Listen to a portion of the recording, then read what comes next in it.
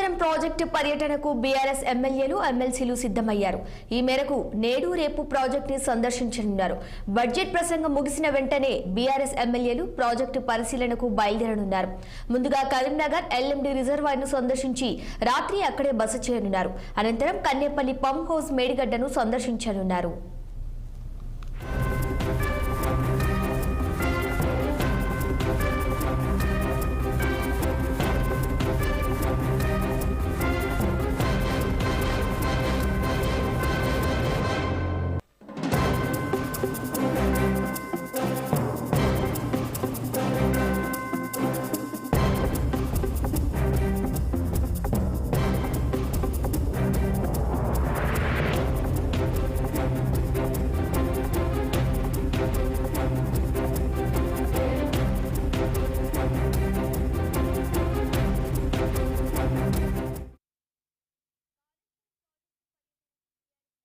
ఎమ్మెల్సీలు సిద్ధమయ్యారు.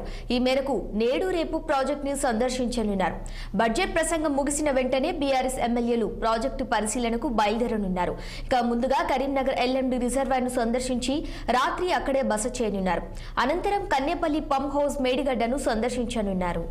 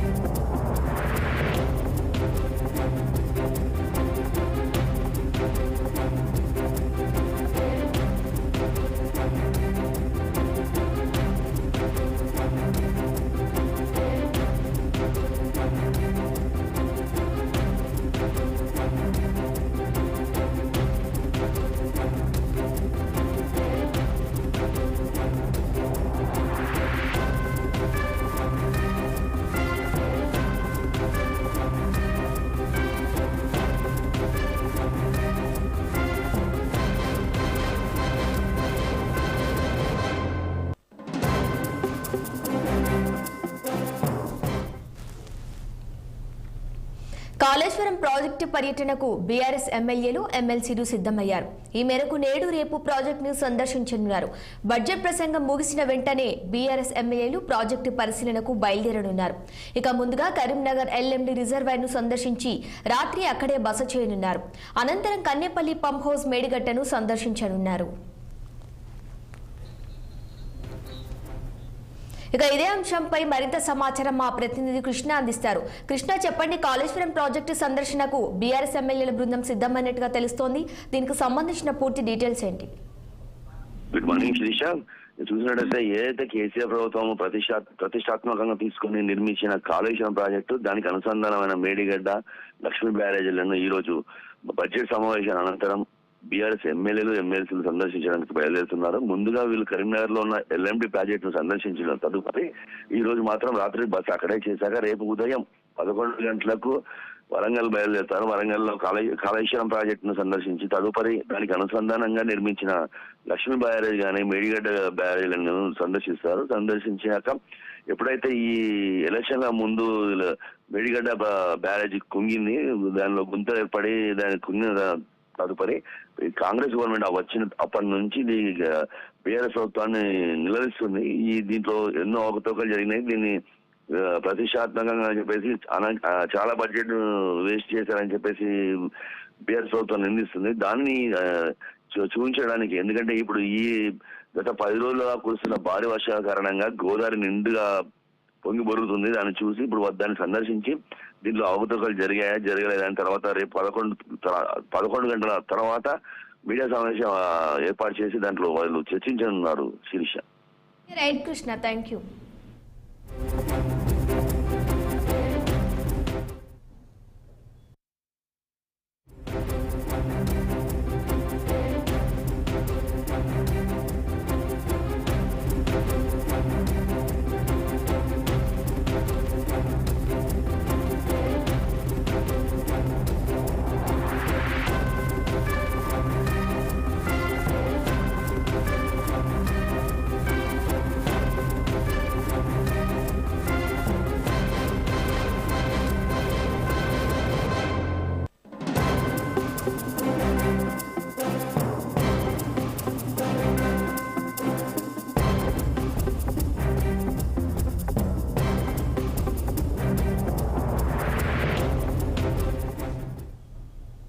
కాళేశ్వరం ప్రాజెక్టు పర్యటనకు బీఆర్ఎస్ ఎమ్మెల్యేలు ఎమ్మెల్సీలు సిద్ధమయ్యారు.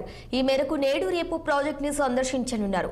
బడ్జెట్ ప్రసంగం ముగిసిన వెంటనే బీఆర్ఎస్ ఎమ్మెల్యేలు ప్రాజెక్టు పరిశీలనకు బయలుదేరనున్నారు.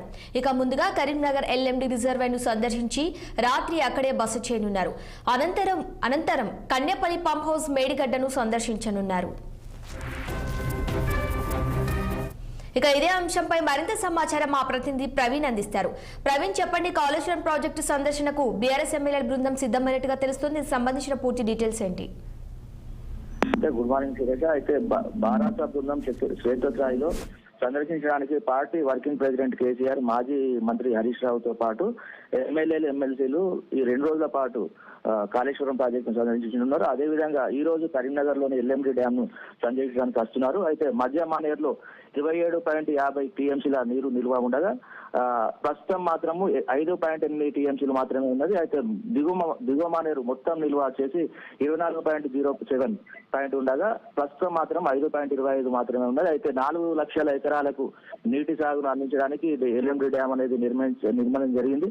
అయితే దిగువ మానేరు నుండి కాళేశ్వరంకు రిపేర్లు నడవడం వల్ల నీరును మాత్రం అందించలేకపోతున్నారు. అదేవిధంగా ఎమ్మెల్యేలు ఎమ్మెల్సీలు ఈ రోజు కరీంనగర్ లో ఉండి గోదావరి ఖనిలో బస చేసి రేపు ఉదయం కాళేశ్వరాన్ని సందర్శించడానికి వెళ్ళనున్నారు. Right Praveen, thank you.